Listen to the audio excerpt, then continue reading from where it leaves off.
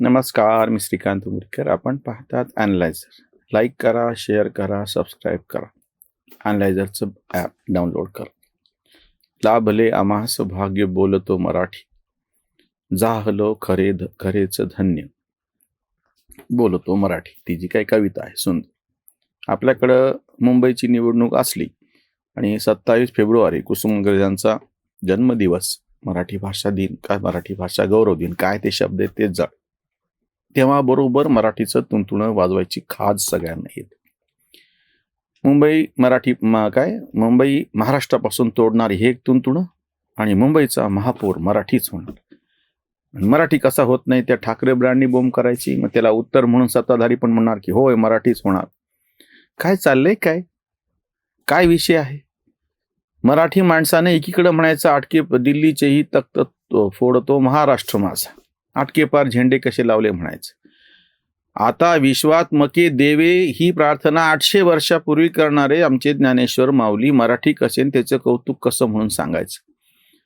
आणि दुसरीकडून त्या मुंबईचा महापौर मराठी होण्यासाठी आधीच बोंब मारायची. अरे प्रत्यक्ष निवडणुकीची एक प्रक्रिया आहे, ती सगळी प्रक्रिया पार होईल आणि त्याच्यानंतर मुंबईच्या महापौरपदी कोण बसायचं ते बसेल.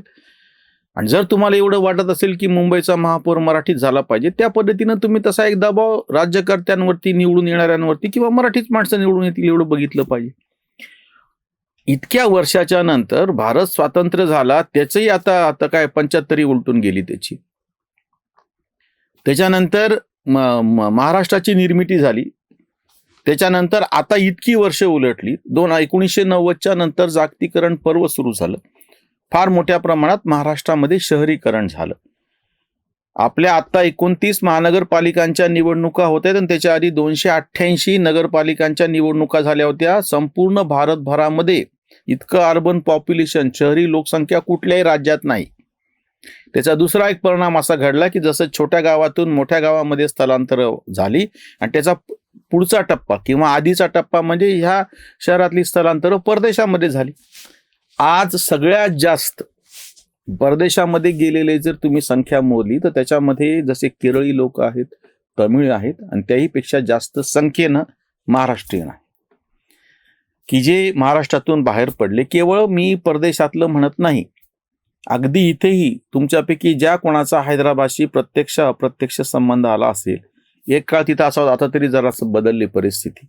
तो जो सगळा काचीगुडा रेल्वे स्टेशनचा परिसर होता, बरकतपुरा, सुलतान बाजार, सावरकरांचा तिथे मोठा पुतळा आहे, महाराष्ट्र भवन आहे तिथे, मराठी साहित्य हे आहे, संस्था आहे तिथे, मोठं ग्रंथालय आहे, भर वस्तीतलं सांगतोय मी तुम्हाला. आणि त्या भागात आतापर्यंत परिस्थिती अशी होती की तिथल्या दुकानदारांना सुद्धा मराठी जरी नाही बोलता आलं तरी मराठी बोललेलं कळायचं. इतकं हैदराबादला महाराष्ट्राच्या बाहेर सगळ्यात जास्त मराठी लोकसंख्या असलेलं शहर कुठलं असेल तर हैदराबाद. तिथल्या मराठी माणसाला असं नाही कधी न्यूनगंड वाटलं, किंवा त्या तेलुगू लोकांना असं नाही वाटलं कधी की या भागातून कस काय. त्या ठिकाणी जो पहिला गृहमंत्री झालेला होता तो आपला मराठी माणूस होता, दिगंबरराव बिंदू. सभापती जे होते काशीनाथराव वैद्य, काशीनाथराव देसाई काहीतरी नाव त्यांचं. त्या कर्नाटकातून आलेले सुद्धा मराठी माणसं, मराठवाड्यातले मराठी माणसं त्या तेलंगणामध्ये, हैदराबादमध्ये मोठ्या प्रमाणामध्ये होते. कर्नाटकातून आलेल्या मराठी माणसाला कानडी का बोलत नाही म्हणून तिथं कोणी बडवाबडवी केली नाही, किंवा त्या सगळ्यांना तेलुगू लोकांनी तेलुगू का बोलत नाही म्हणून तुम्ही बडवाबडवी केली नाही. ही जी मानसिकता आहे, संकुचित मानसिकता आली कुठून? आणि आताच्या नवीन ह्याच्या काळामध्ये तुम्ही मराठीसाठी काम करायचंय का मराठी माणूस म्हणून तिथं बसून काहीतरी करायचं? मराठीच्या साठीचं काम करणं आपण समजू शकतो. मराठी शाळा बंद होणार, मराठी शाळांचं कसं, हे सगळं सुरू झालं. कशामुळे बंद होणार मराठी शाळा? कारण की ह्या सगळ्या तुमच्या अनुदानानं ज्यांना पांगळ करून टाकले अशा शाळा आहेत. आज मी तुम्हाला जो विषय सांगतो आहे, तुमच्यापैकी कितीतरी जणांना आश्चर्य वाटेल माहिती नाही म्हणून. कुठलीही तेव्हा विना अनुदानी शाळा काढायची असेल तर इंग्रजी शाळांना परवानगी होती. स्वतःचे पैसे स्वतः तयार करून स्वयंचलित ज्या मराठी शाळा आहेत विना अनुदानित त्यांना परवानगी नव्हती. असा एक प्रयोग मी स्वतः परभणीला केलेला आहे. अख्ख्या महाराष्ट्रात 200 पेक्षा सुद्धा 210-12 अशा शाळा होत्या तेव्हा, ज्या कायमस्वरूपी विना अनुदानित मराठी शाळा. कारण की ती परवानगी द्यायची नाही. इंग्रजी शाळांना परवानगी होती, त्यांनी कधी रडल्या. उलट ज्या इंग्रजी शाळांना अनुदान भेटले, त्या अनुदान प्राप्त झालं त्या शाळांचा कंडा वाजला. आणि ज्या इंग्रजी शाळा विना अनुदानित, आज तुम्हाला ज्या पॉश शाळा त्यांच्या बाबतीमध्ये सगळ्यांची बोंब, तिथं गरीबाच्या पोराला का प्रवेश नाही आणि 25% प्रवेश राखीव ठेवा, असं कसं व्हावं, सर्वसामान्यांच्या पोरांना दर्जेदार शिक्षण काय मिळू नये, हे कुठल्या शाळेच्या बाबतीत माहिती आहे का? की ज्या शाळेला 1 रुपया शासन देत नाही, इंग्रजी शाळा. मग अशा मराठी शाळा का नाही होऊ दिल्या? म्हणजे तुम्ही दिलेल्या अनुदानाच्या कुबड्यामुळे आमचे पाय गेले. तुम्ही त्यांना ज्या पद्धतीनं सगळं झाकून ठेवलं होतं, आज सगळ्या शाळा, मराठी शाळा, फुल अनुदान, दुपारचं जेवण, फुकट कपडे, त्याच्यानंतर काय फुकट दप्तरं, फुकट पुस्तकं, सगळ्या फुकटमध्ये त्यांची वाट लागून गेलेली आहे. आणि ज्यांच्या नावानं तुम्ही बोंबा मारता की तिथे आम्हाला प्रवेश पाहिजे आणि पैसे जास्त आहेत, त्या सगळ्या विना अनुदानित स्वयंचलित इंग्रजी खाजगी शाळा आहेत. मग उलट असं का नाही कोणी म्हणलं, जसं आम्ही प्रयोग केला होता की पूर्णपणे खाजगी विना अनुदानित आम्हाला मराठी शाळा काढायची आहे. आपल्या बरोबरीनंच गुजरात राज्यातील निर्मिती झाली होती. आज मराठीची जी काही तुराटी लावली ना, हे नाही आपल्याच बरोबरीनं 1960चीच गोष्ट आहे. गुजरात होता, गुजरात वेगळा झाला आणि हे झालं. तुमच्यापैकी तुमच्या ओळखीचा माझा भाऊ 3-4 वर्ष तिथे होता अहमदाबादला, गुजरातला, म्हणून सांगतो.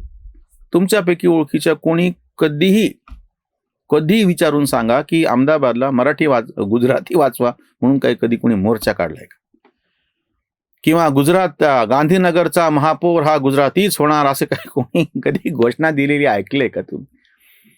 म्हणजे ही किती निगेटिव्ह, किती मानसिकता आमची आहे की ही घोषणा ऐकून बाकीच्यांना हसू यावं की अरे मुंबई तुमचं राजधानी आहे, तुमचं राज्य आहे. देवेंद्र फडणवीस मराठीच माणूस तिथं बसलेला आहे. त्याच्या नावानं बोंब करणारे समोरचे उद्धव ठाकरे ब्रँड मराठीच आहे, जरी ते मूळचे बिहारचे असले तरी.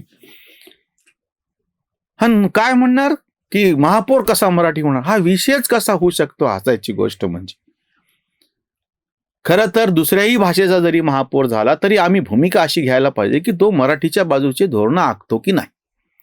मला जो वारंवार तो वाद सांगायचा जो मोह होतो ना, जवाहरलाल नेहरू आणि महात्मा गांधींमधला, पत्रकारांनी विचारलं होतं की नेमके तुमच्यातले मतभेदाचे मुद्दे काय आहेत, कारण की त्यांचे ते शिष्योत्तम आहेत, त्यांना ते फेवर करतात ते माहीत होतं. गांधींनी सांगितलेलं सगळ्या ठिकाणी लागू पडतं. ते म्हणले जवाहरला असं वाटतं की इंग्रज इथून गेला पाहिजे, इंग्रजाची नीती राहिली तरी चालेल. माझं मात्र असं मत आहे, इंग्रज नाही गेला तरी काय हरकत नाही, पण इंग्रजाची नीती गेली पाहिजे. महापौर कोणी हो, अमराठी जरी महापौर मुंबईचा झाल्याच्या नंतर सुद्धा तो मराठीच्या संदर्भातली धोरणं काय राबवतो ते पाहणं. आणि हे आमचे स्वतःला फक्त तथाकथित मराठी माणूस म्हणून घेणारे जे आहेत ते प्रत्यक्ष मराठीसाठी काय करायला लागलेत. जो गंभीर प्रश्न आता मुंबईच्या निमित्तानं उभा राहतो आहे, उद्धव ठाकरेंची एकाधिकारशाही होती मुंबई महानगरपालिकेवरती, किती कॉन्ट्रॅक्ट त्यांनी मराठी गुत्तेदारांना दिले.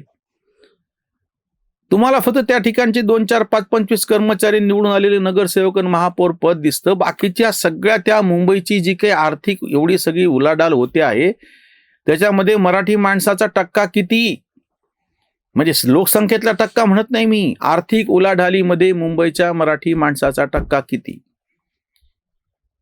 जोपर्यंत तुम्ही हा विचार करणार नाही, कुठल्याही म्हणजे काय म्हणता येईल त्याला, असहाय्य गरीब दुबळ्या माणसांची भाषा श्रीमंत असू शकत नाही. बळकट असे जेव्हा तुमचं सगळा समाज असतो तेव्हा त्याची जी भाषा आहे तिला महत्व येतं. त्याच्यावरची ही उसंतवाणी.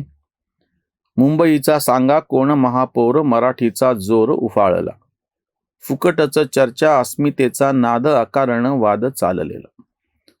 आधीची घोषणा वाजवारे पुंगी, दक्षिणेची लुंगी हटवारे. गुजराती त्यांना दिल्या मग शिव्या, मराठीच्या ओव्या गात गात. युपी बिहारच्या मजुरांशी वैर, नाही म्हणे खैर तुमची ती. भीती दावी सदा, ठाकरेचा ब्रँड, मुंबईचा बँड वाजवून. कांत स्वार्थासाठी मराठीचा डंका, सजवली लंका मातोश्रीची, सजवली लंका मातोश्रीची. मराठीच्या नावाखाली बोंबा मारून हिनी स्वतःचं कोट कल्याण करून घेतलं. मातोश्री 1 झालं, आता मातोश्री 2 बांधायला काढलंय. आणि नाव मात्र काय म्हणायचं, मराठी महापौर झाला पाहिजे. काय झालं मराठी महापौर न व्हायला, काय होणारे फरक पडणारे मराठी महापौर झाल्याच्या नंतर सुद्धा. मराठीच्या अवतीतलं तुमचं धोरण काय आहे, आणि त्याहीपेक्षा मला सरकारवर नंतर बोलायचं, तुम्हा आम्हा मराठी माणसांवरती पहिले बोलायचं आहे. जे कोणी सगळे मराठीचं तुंतुण वाजवत त्यांनी आधी सगळ्यात पहिल्यांदा स्वतःचे पोरं बाळ नातवंड मराठी शाळेत घालावेत. माझी पोरं तिन्ही मुलं मराठी शाळेमध्ये शिकली म्हणून मी बोलतोय, पूर्णपणे मराठी शाळेमध्ये शिकलेली. हे जे मराठीचे प्राध्यापक तुंतुण वाजवतात ना, त्यांचं कान पकडून आधी विचारा की त्यांचे पोरं कुठे शिकले म्हणून. ठाकरेची पोरं कुठे शिकली विचारा त्यांना. ठाकरेंची नातवंड कुठल्या शाळेमध्ये जाणार ते आधी विचारा. हे जे गपाट्या मारतात ना, मुंबईचा महापौर मराठी झाला पाहिजे, ती मराठीची तुराठी आधी ह्यांच्या माथ्यावरती मारा म्हणजे यांना कळेल. नुसतं बोलायचं, प्रत्यक्ष कृती नाही करायची. मराठीसाठी कृती करणं महत्वाचं आहे, मराठीसाठी बडबड करणं पुरेसं नाहीये. इथेच थांबूयात. धन्यवाद. स्वधर्म जागृतीचा विधायक बुरुज Analyzer News.